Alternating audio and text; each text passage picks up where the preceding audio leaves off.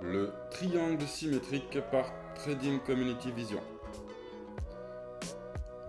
On commence par tracer notre triangle avec notre axe et comme son nom l'indique, l'axe de symétrie va partager la base du triangle en deux parties égales. Donc lorsque le prix vient compresser à l'intérieur d'un triangle symétrique, il faut savoir que ce genre de structure a une sortie tardive, notamment sur la pointe du triangle.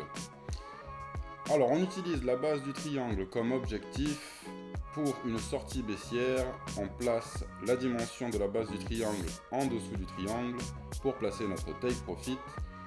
Les niveaux de stop loss, tout dépend de notre psychologie. On va partir du principe que le dernier point de contact sur le triangle peut être un stop loss potentiel correct, l'avant-dernier aussi, ainsi que le premier point de contact. Tout dépend de notre money management et de notre psychologie.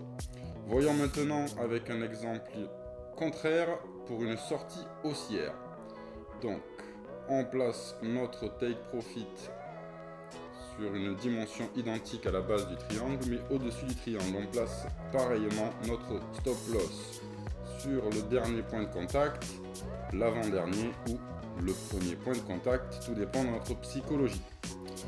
Alors, qu'est-ce qui va définir la sortie haussière ou la sortie baissière de la figure? Ce n'est pas l'entrée baissière du prix ou l'entrée haussière du prix à l'intérieur du triangle, mais c'est bien la sortie de ce prix.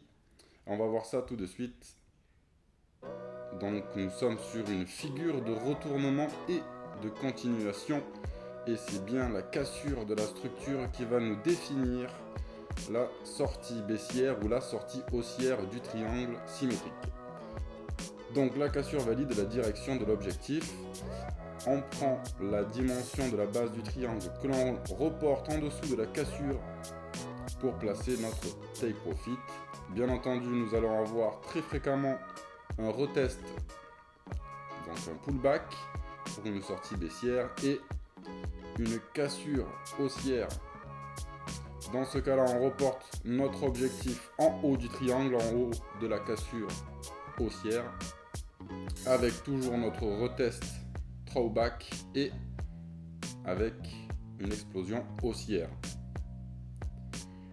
Voyons cet exemple. On trace donc notre triangle symétrique, on attend la cassure, on prend la dimension de la base du triangle que l'on reporte au-dessus de la cassure et on place notre take profit et notre stop loss.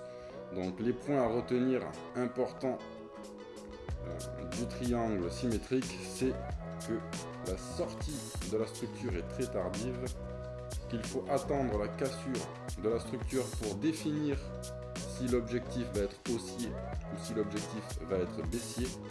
Il faut utiliser la dimension de la base du triangle pour définir notre objectif, donc notre take profit, et que sur 50% des cas de figure, il va y avoir un pullback ou un throwback.